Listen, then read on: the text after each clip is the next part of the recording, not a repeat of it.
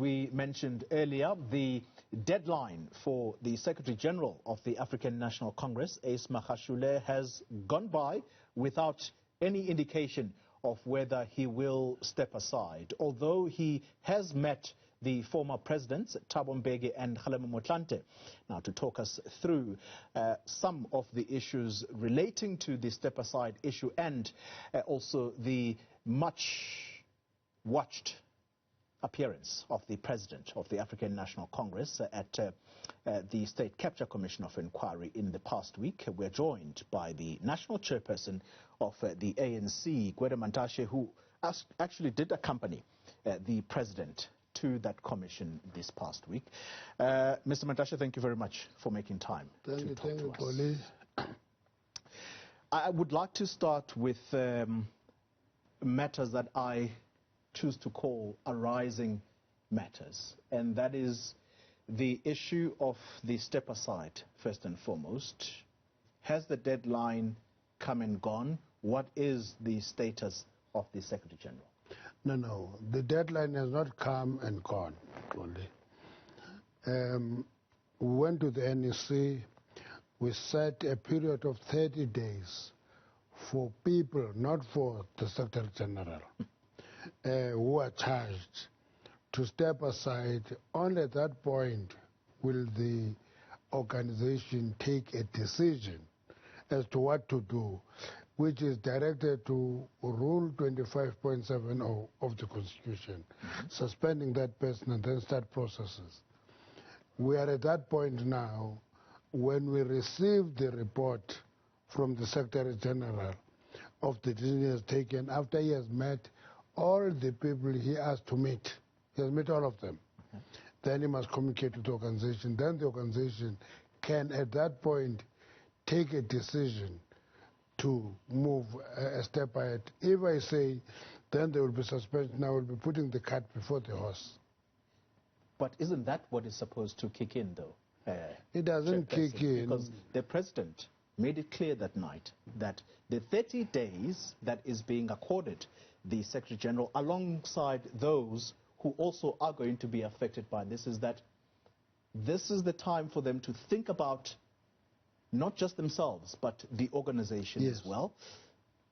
But by the 30-day period, they should automatically be falling by the wayside. No. You see, I'm a member of an organization of one kind or another since I was a schoolboy.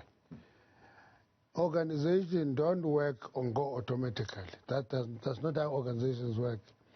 If I have an issue with the organization, I communicate with the organization. And then the next step kicks in. Now, because the deadline was yesterday, or day before yesterday, everybody's running helter-skelter. The 30 days is over now. The ANC must do extra now. The ANC officials are meeting, for example, tonight. Okay, officials are meeting tonight. We're not even. When you say officials, I just want to be clear to the public, the top six. Yes. You're meeting tonight, and that will include your Secretary General. Yes. Okay. Now, that top six has not met, it has not received a report, it has done nothing, but everybody wants us to say this is a route we're going to follow. No.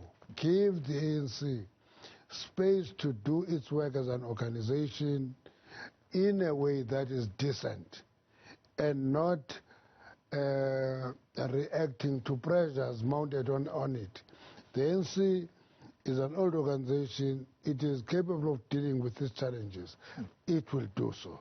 When you finally meet tonight, what do you expect to hear from the Secretary General, apart from him tabling a report of who he's consulted? No, I don't expect anything. We're meeting tonight. When we're in that meeting, we'll deal with items in that meeting, in the meeting. I can't say hours before that meeting, I say, no, what I'm expecting there is this and this is the outcome. No. That is amateurish. That is very amateurish. I'll go to the meeting, open mind, reasonable, calm. We are at this point now. What next? As top six we get our heads together, we can communicate a decision. That is coming out of that collective. All right. I want to round this up then around the step-aside issue. And again, to be clear, we're not personalizing this matter. It's not the Secretary General alone that needs to step aside. But symbolically, a leader like him at national level deciding that he's going to toe the decisions of the party and do what is expected, that is something that I think the public of South Africa would want to see. So ideally then, Chairperson, once the Secretary General tells you straight in that meeting that I'm not prepared to step aside, what follows? I'm not going to make that assumption, okay? Because I was telling one journalist, Gordon, I said to this journalist, you know, Tony Yengeni was the first person to step aside. He was the chief whip. He was followed by another chief whip, Mbulelo Konyewe, step aside. Deputy President of the ANC, Jacob Zuma, stepped aside. Diana Poole, Minister of Communication, step aside. The list is long. Now, when we deal with those situations, we don't make silly assumptions. We deal with the situation as we confront it. But the ANC takes decision appropriately at the time of taking that decision. All right. Along with what I've listed, Chairperson, as matters arising, on Saturday, that was yesterday, the world observed Workers' Day. And those in the employ of the governing party have not been paid. Why? I would imagine that when we meet today, the Treasurer General will give us that situation and will deal with that situation there. The reason for that is, I was Secretary General for 10 years. The worst thing I can do is to use back problem to throw stones at those who are taking that responsibility now under difficult circumstances. I have been repeating this. It is not my style of work to throw stones at my predecessors and my successors. But I will have to meet them, say, why are employees of the ANC not paid? They will explain. And together come up with plans to say, how do we mitigate that kind of a situation? Because the ANC doesn't sell units. The ANC doesn't sell units. So you don't say you have sold so much stock, therefore money is available. No. It's an organization, it's not governmental. It raises funds. It battles with the new law. It is even more tougher to do things. People don't throw money at you. There's a limit to what they can do. And we have a responsibility to give meaning to that new situation. Chairperson, it would be remiss of me not to put a magnifying glass around this issue. Yes. Because these are employees who should ordinarily be putting bread on the table for their families. They're not paid, and it's not a situation that has just hit the ANC. It's an ongoing problem. It's been reported over time. You were the Secretary General for 10 years. The shenanigans around the payment of ANC employees, it would appear, began with the previous Treasurer General, that's Zweli Mkhize. The understanding is that their pay-as-you-earn funds were not paid over to SARS. No, Ole. There would be such situation from month to month. The reality of the matter is that the ANC dealt with those situations in a very effective and efficient way. For 10 years we're there, okay? I'm a pensioner now from the ANC. My pension was settled and I got paid my pension. So don't compare apples and pears, please. Have you been paid? Yes. National Chairperson. No, I'm talking about now. By government? No. By the ANC. The ANC doesn't pay me now. I'm working for the state. So when you work for the state, but you're also an office bearer, you don't... I'm not paid, I get paid for that. The party. I'm paid by the state. I don't earn 2 salaries, I earn 1. Okay. Okay, when I was in the ANC, I was paid, there would be a month where we were paid on day 36 or so. I guess where I'm trying to get at with this is the officials of the ANC. It would be scandalous if the workers at lower down are not paid monies because the party says it doesn't have money. But you find that people like the Treasurer General, who are full-time employees of the ANC, people like the Secretary General, who are full-time employees of the ANC, are actually paid their monthly. I can tell you, if those staff members are not paid, that Secretary General, that Deputy Secretary General, that Treasurer General will not be paid.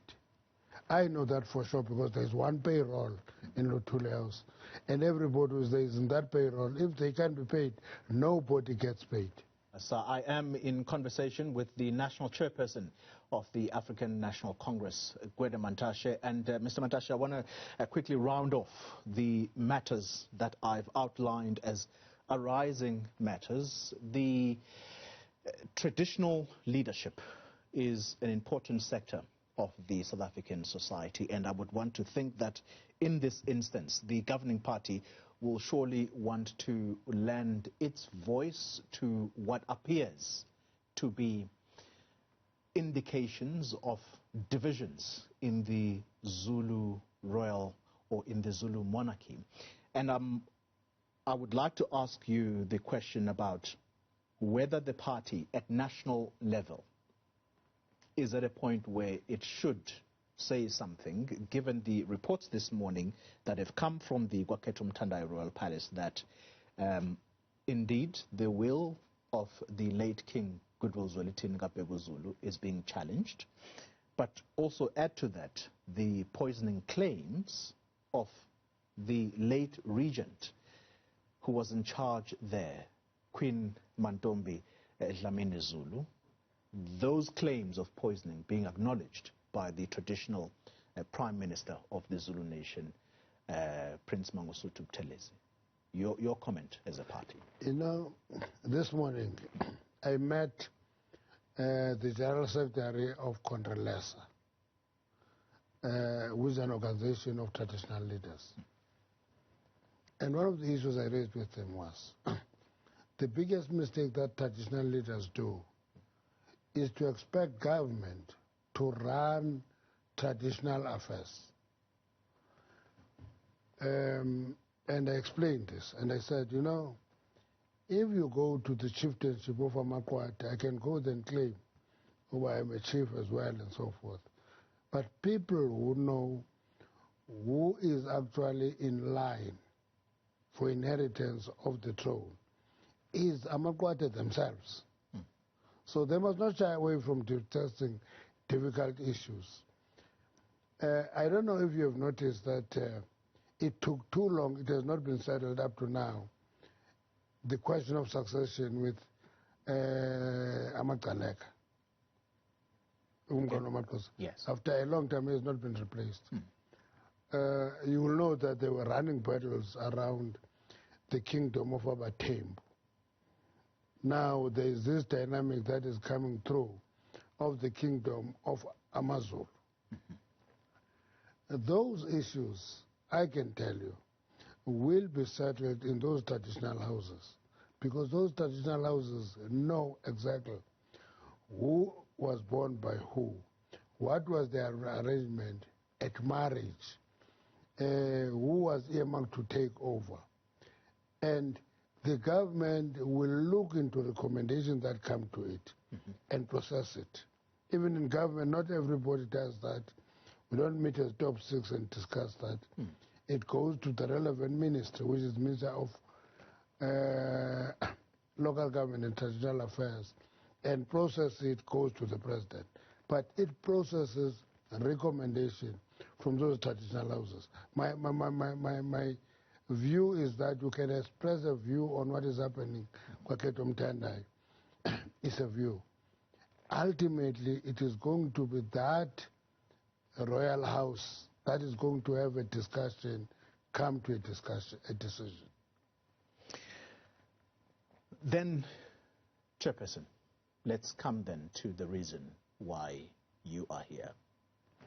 The president of the ANC appeared at the Zondo Commission this past week, and he spoke about a turning point in the party that is manifesting itself right now. What was he referring to when he says the ANC is at a turning point? Let me give you a view in the ANC about the Zondo Commission. Many have criticized the Zondo Commission that it was a mistake to go there. We had discussion repeatedly from time to time. We came to the same conclusion that the Zondo Commission is a necessary intervention in cleansing the debt in governance. And cleaning that debt is going to help us clean the debt in the ANC. Now, but there are too many things that I said about the ANC there. And I always raise the issue that no, the ANC is not on trial in the Zondo Commission. Individuals go to the Zondo Commission, confess their sins. Okay? In that process, they don't confess sins as public servants. They are confessing those sins, many as members of the ANC. And therefore capture the depth of debt that must be attended to by the ANC. And the president is convinced that this process, as the Zondo Commission comes close to the close, it has gone far enough in actually taking out the debt. You know, debt, if you hide debt, you want to wash it. When you bring it up, you wash it. Now, the president is convinced that the debt has come out of that commission, and the opportunity to give the president to talk to the president of the ANC, he's still going there as the president of the Republic. I was there representing the Secretary General of the ANC. That opportunity gave us an opportunity to give a perspective on a number of issues that were said about the ANC. For example, the DA was, and I think it continues, to believe that deployment policy is a mistake until we remind the Commission that, listen, in 1994, every DG of a department was a white male. To change that reality, it needed intervention, and deployment was such intervention. And that transformation is not complete. Minister Science Mkono issued result that there is a 35% of civil servants at top positions who do not qualify. And I explained that as quantifying the progress we've made. At least 65% of top managers in public service are having the right qualification, the right competence. That means we're still having a 35% work to do. And that warrants the need for that deployment policy to exist so that we transform society. And one of the points I made there was that blacks today are not done a favor by being appointed. Many of them spend time at school. They have accumulated experience. They must be appointed to strategic position, rightfully so. So the president went there and went through all those questions. I'm just giving you examples of things that we had to clarify as a party. You've already gone to the deployment policy of the ANC. Yes. And it's the point I want to pick up on, because the president seemed to acknowledge that it would appear that there are problems when it comes to this deployment policy. There are problems when it comes to the deployment committee that heads this issue. So my question to you is, do you agree that the deployment policy of the ANC has almost become non-existent, at least for the period under review, at the State Capture Commission of Inquiry? What happened? No. The deployment committee does exist. Okay. But deployment committee doesn't take people and put them in positions. Okay. It recommends. It recommends. Yes. And everybody who goes through the deployment committee still go through the vigorous selection process in the state. Okay. And they get appointed. I have said through interviews in the state, and there are many instances where the recommendation of the deployment has been set aside, somebody else is appointed. Precisely because the selection process of the state is to try to get people who are fit for courses. And if a deployment committee recommendation is not appointed, so the deployment committee is a necessary intervention to stop the trend of appointing a particular complexion. And I can give you the example only. Just take a visit to the Western Cape, which is critical of this. It doesn't call it deployment committee. It fires every person who's identified with the ANC in their administration. They try to fire the MM of Tshwane here to go to court to stop them. Competent woman, qualified, doing well, but because not a DA employee, they wanted to fire her, and she took them to court. So all I'm saying is that transformation is a painful process. It must be managed. In the process, there will be mistake committed, but you don't leave it to luck. Yeah. If you do, it won't happen. You were at the State Capture Commission. Yes. Ahead of the president, and the issue of the ANC deployment policy was discussed with you there. Yes. At length. I wonder if the team has that soundbite of you where you were questioned about this because you responded in a particular way. Let's perhaps try and listen back to what you had to say. All right, for the time being, we don't have it right now, but when we return after this short commercial break, we're going to discuss this issue further because it would appear that you differ somewhat. We are in conversation with the national chairperson of the African National Congress. This is post the appearance of the party's president at the Zondo Commission of Inquiry. But preceding the president testifying there this past week, it was the chairperson of the ANC himself, Kgalema, who sits with me in studio right now, who testified at the commission, and he was questioned also at length about the deployment policy of the African National Congress. Let's just have a listen to what Kgalema told the commission.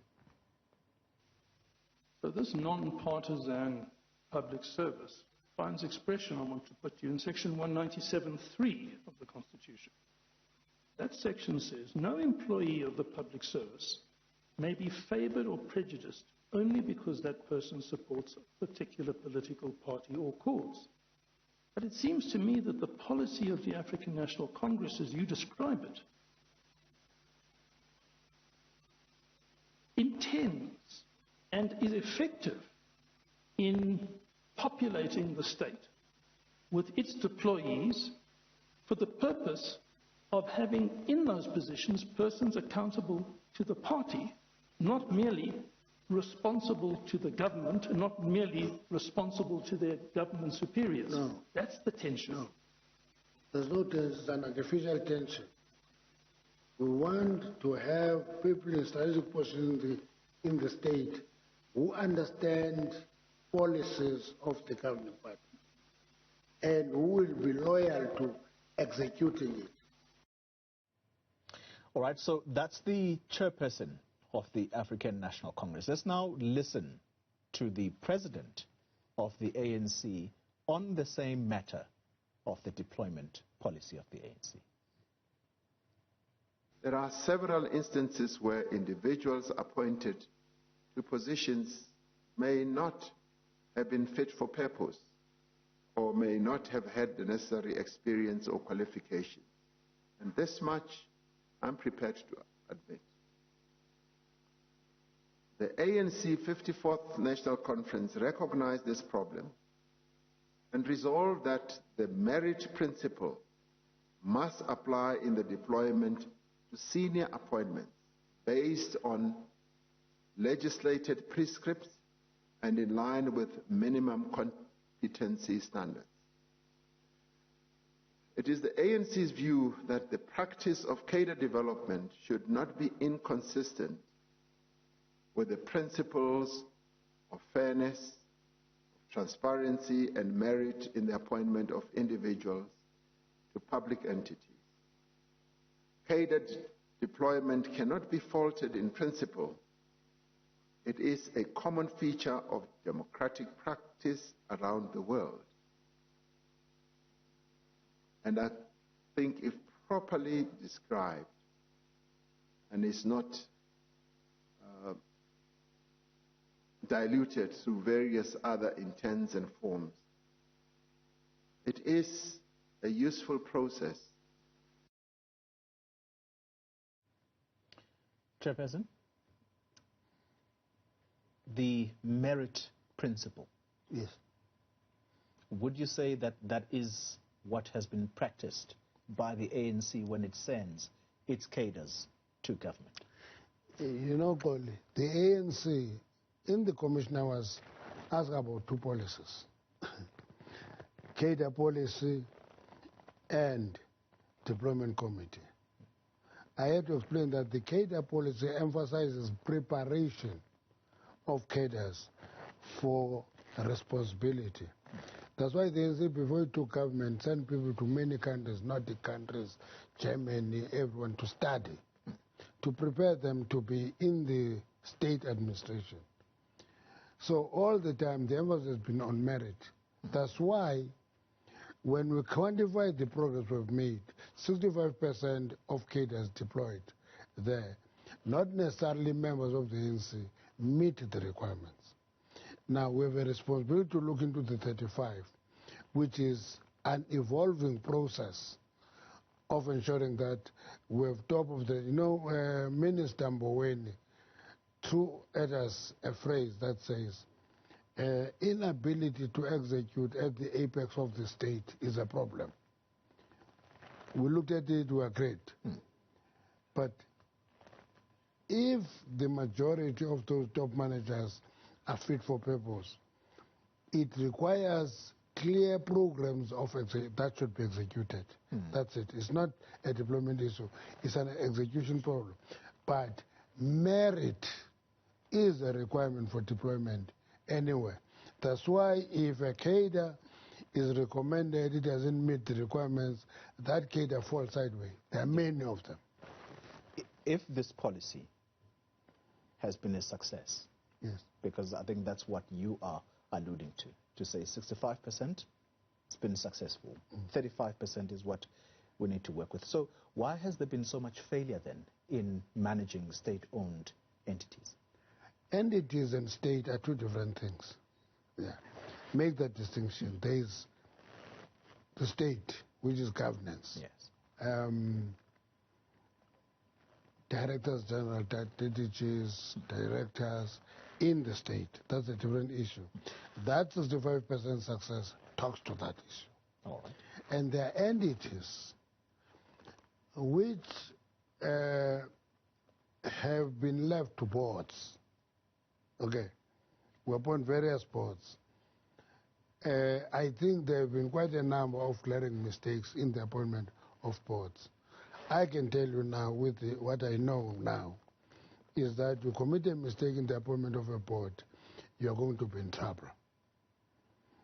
When you put a board together, it must be a combination of skills that are necessary for that board. I think there have been mistakes that have been committed, but there are also success stories there. How much interference has there been? Or perhaps is that question almost non-existent given where we sit today with the amount of failure that we have seen?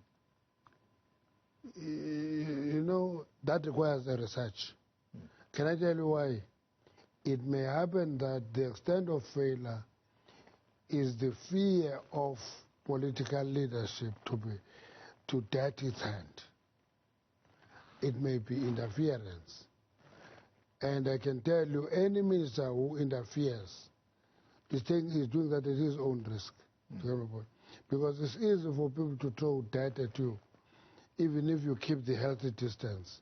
But the right thing is to keep that healthy distance so that when the allegations are thrown at you, they cannot be tested because you don't interfere, you allow processes to take their course. And you are there. By the time things come to you for your signature, it's recommendations that have gone through a process. One person said to me, it's almost a nil chance for a minister to change a recommendation that is given to him after a due process. If you interfere, even when you're given a result after a due process, definitely you're up to something. Maybe that is what we talk about when we talk about state capture. Someone listening to you, Chairperson, is going to say, and I know you don't like talking names, but I'm going to force it anyway. Try your luck. The Dudumieni issue versus Malusi Gigaba. Wasn't that an issue of interference at board level by Dudumieni on matters that needed to happen at SAA level, as testified through, or as we heard the testimony through Noma Mngoma? You know, I have 3 years experience in government now. It's a lot of experience. 3 years, good. In that 3 years, I always ask myself, if Luthuli House would send somebody in the department I'm deployed to, would I allow that? My answer is I would not allow it. If I allow it, I must not blame Luthuli House. I must blame myself because I am given a responsibility. I choose to outsource it. Whether to Luthuli House or somebody else, that is something else. I don't want to talk about the Dudumieni and Malusi Gigaba era. It's quite a complex era. Okay, I was not in government at that time. All these testimonies you're talking about are testimonies about state capture. Yeah, and today there's hardly anybody who questions if there's any state capture. But I normally tell people that we theorized that problem and conceptualized it.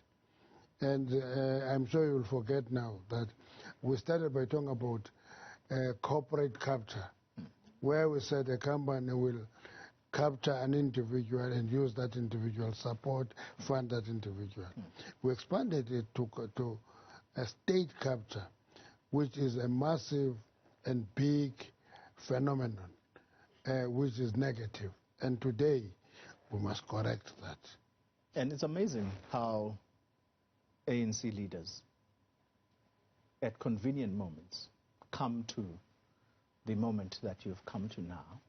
I'm not saying that you did not conceptualize it in the party. I'm simply saying that when the evidence of it was brought before you, as reminded at the State Capture Commission this past week, that actually your comments when the Gupta leaks came, in part said that the media is being racist. Why did you say that? Can I tell you why sometimes we feel that the media is racist?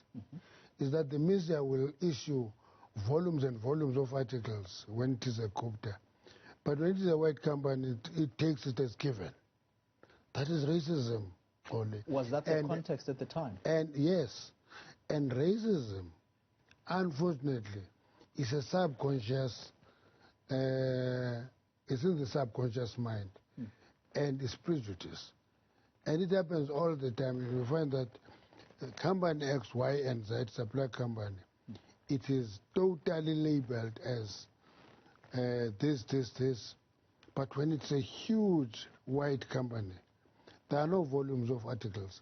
When the media does that, we critique it. That's why SANEF has issued a statement today. I still want to meet the chairperson of SANEF, and then I just understand what he wants to say. He says we must keep ourselves away from their work. It's their discretion. but they have also a discretion on our work. So Chairperson, we're not complementary with one another. volumes of reports were brought out by media. Yes. If you speak about KPMG, you speak about Bain and Company, you speak about McKinsey. These are multinationals, by the way. Why was it racist? Why did you label the Gupta leaks as racist? We raised it, and I answered this question to the commission. I said to the commission, running day-to-day affairs of the ANC is the responsibility of the SG with a team there. When things come out of the media, we sit with a DIP of the ANC. We come, make analysis, come to a conclusion. Majority of time, correct. Sometimes we miss it a little bit. Would you agree that you missed this one? No. You mischaracterized No, this let me tell you, Paul. You know, Paul, we also explain the history of the Guptas. I talk about the media, ANN7, the New Age, okay. And I said to them, we're eager at the time, we're talking about media tribunal at the time. We're eager to get diversity in the media. The idea was attractive. Now, what we know today tells us that there were other hidden elements of the program, but you can't falter the desire to have diversity in the media. You know that independent media. No, I'm out of time. No, let me explain you. Let me explain one point. I'm out of time. You take too long to get to the point. Oh, okay. You take too long to get to the point. I'm out of time. I would like for you to retract the statements that you made. No, I'm not going to retract statements that are historic. How do you retract a statement that was done in 2013? You don't do that. If you don't do that, Chairperson, then you are no different to a Donald Trump in recent times in the United States who has divided that country. No.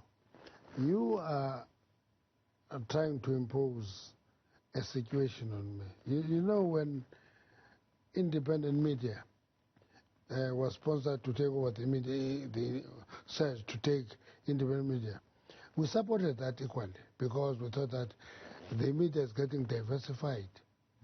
Our experience today is different. But the fact that we have different experience doesn't falter the intention at the time, which is what you want me to do. What we know today. No, even with what I know, it's always good to have diversity of ideas in the media. Because if the media just tries to say one thing, and you begin to see massive newspapers that we knew becoming tabloids, which is a manifestation today, it's not a political issue. It's the actual decline of the quality of journalism. It happens every day in front of us. And you want us to retract that? Chairperson, I'm not in disagreement with you about diversity in the media. But when you are wrong at something, it's important to acknowledge it and you move on.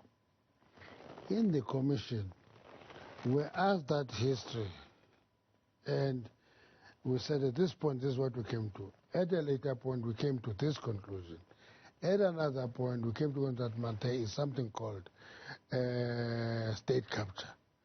It's an evolution of the process because social science is not like a natural science called. I always remind you of this. Because sometimes you think of social science as mixing water and syrup and produce a drink. It doesn't work that way. It's the consistency of interacting with the situation. All right. And it changes your views. Chairperson, we're going to have to agree to disagree. But on this one, you know you were wrong. No, we agree on this one. Thank you very much for your time. Chairperson of the African National Congress, Kgalema, thanks indeed for joining us. Coming up.